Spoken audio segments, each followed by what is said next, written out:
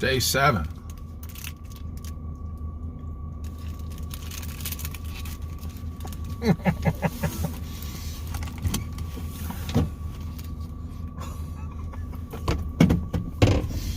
Oh man.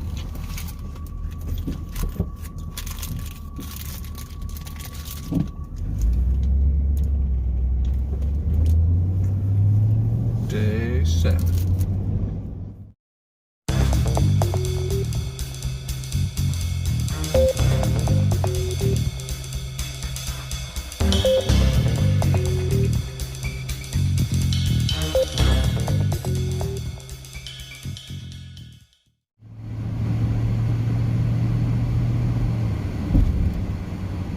So yeah, 1 full week since they put us on a stay-at-home order. Not really an order, it's just a heavy suggestion. They're not enforcing it in any way, shape, or form. But still, in light of everything going on, it's a good idea to follow that. I should have got a cup of coffee. Just had lunch at the house, trying to eat at home or bring something when I can. Save a little bit of money. So I learned a couple things this morning and last night. I just saw on BCP's channel. If you don't know who Black Conservative Patriot is, dude's a great source of news. Fantastic information he puts out. Very well done, very well spoken. Absolute gentleman.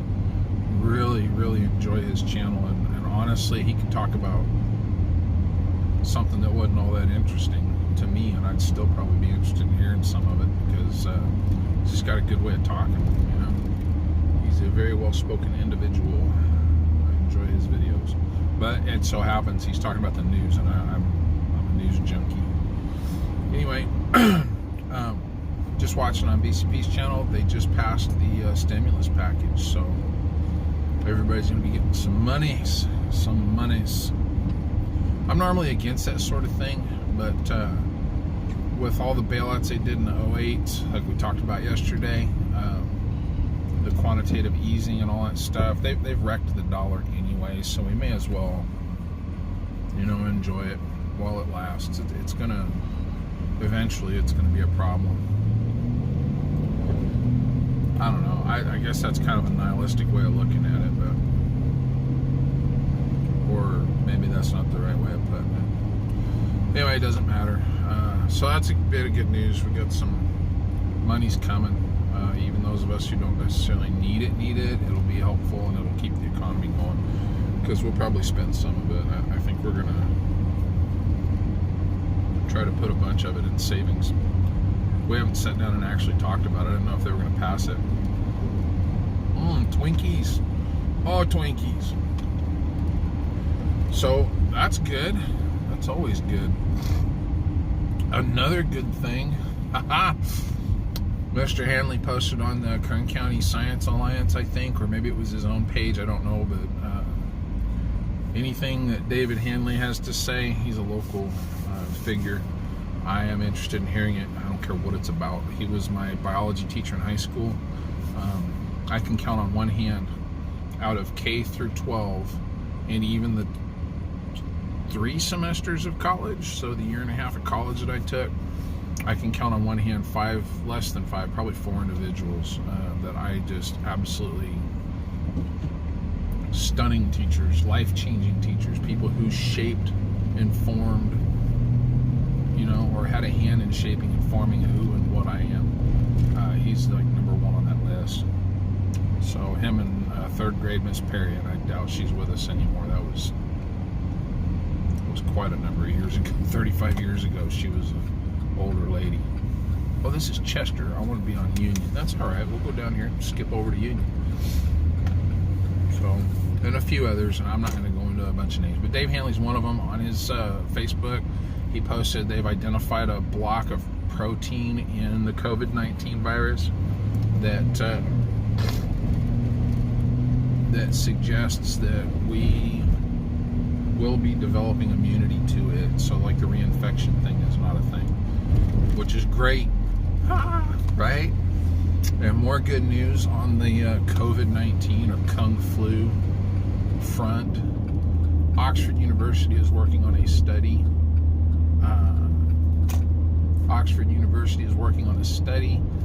They say that the one that we're working with now, the models that we're all projecting, the numbers, the statistics we're using now to do that, are that study focused only on cities. And because more than half the world's population lives out in the countrysides of different nations, especially places like the United States, we're right at the 50 mark. We're a little more of us live in the country than in the cities.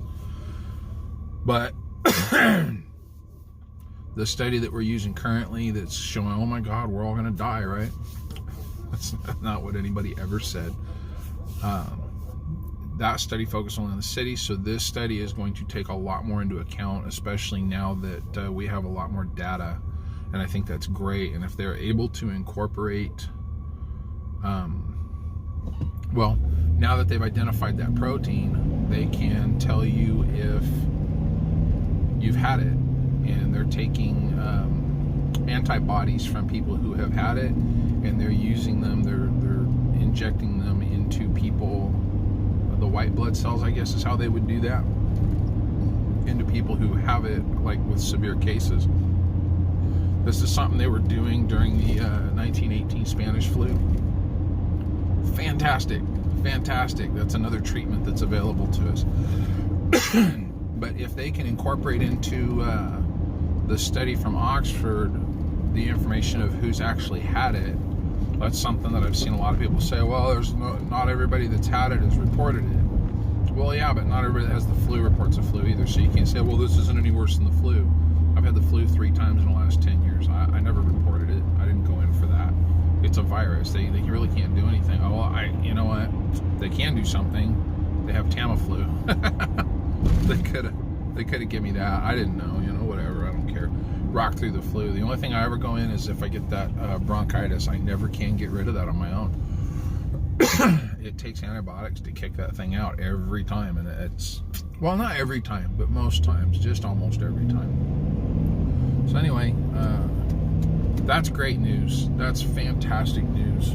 We're looking at the probability that the serious illness and death rate from this is way lower than all the models we've been running.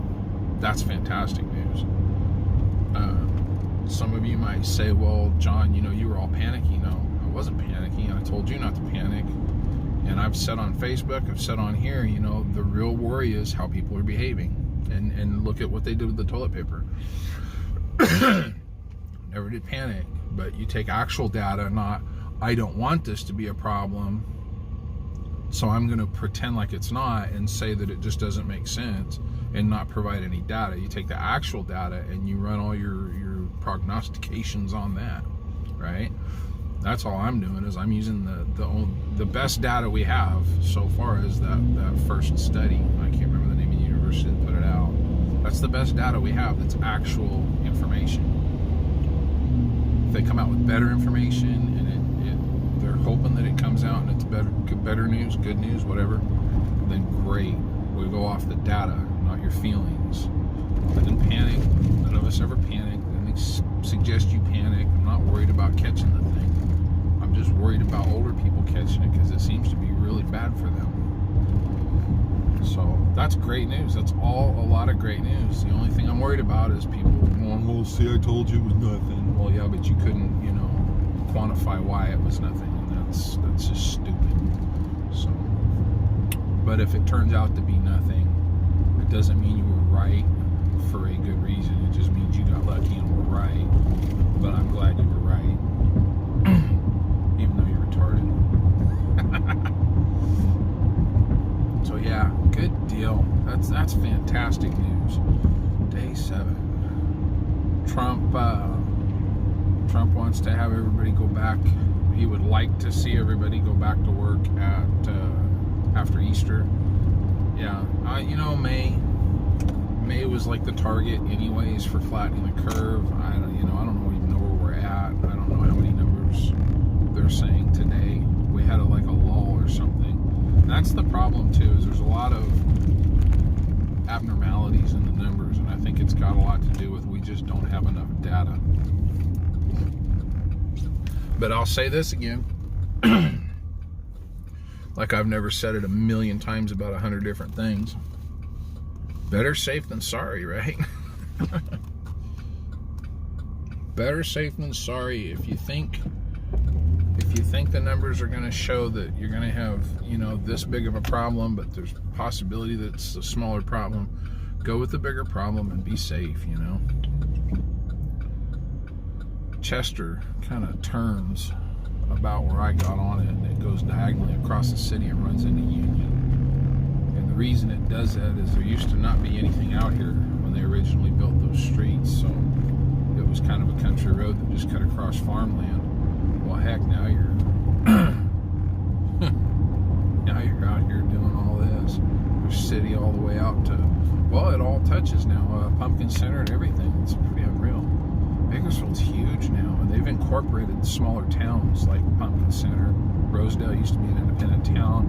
Oildale used to be an independent town. I can't remember. We don't have townships here, but they weren't. I think they had city charters, but they were like, they're not considered a city. I don't know exactly how that works. But they've all been incorporated into Bakersfield.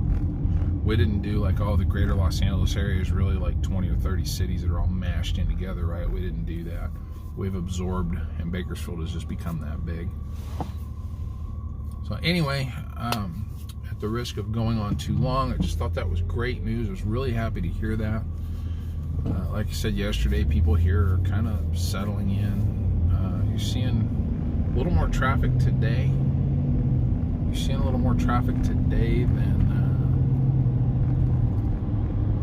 I'm looking for addresses. Am I going up? Because the place I'm going to, I think, is way the heck out of town. Yeah, just some good news. Hopefully it's good news. And so far we think it's going to be good news. Oh, let's all just stop. Man, I'm about 150, 200 yards away from the traffic light, and we're all back. Oh, there's a truck. There's only about 50 yards where the cars. 1, 2, 3, 4, 5, 6 cars in front of me. There's a truck backing in, and then it's empty after that. I thought, man, we're back all the way. Traffic hasn't been that bad. Truck drivers, God love you guys. Thank you for bringing us all this wonderful stuff that we need. But if we could just get you to quit crying about the way idiots drive on Facebook. Yeah, people in cars are stupid, we know. Trust us, we've got to drive amongst them as well. Oh boy. So yeah, just a little bit of good news, and not enough to get our hopes up for no good reason, but wouldn't it be cool? Yeah, some good things. Some good things. Yeah, life is pretty normal around here. Everybody's behaving, and still, it's amazing how much more friendly everybody is. I wonder, that's something that's really got my curiosity up. I commented a couple days ago that one of the first things I noticed is going to work, you didn't have the jerks cut in front of you, pole position racing.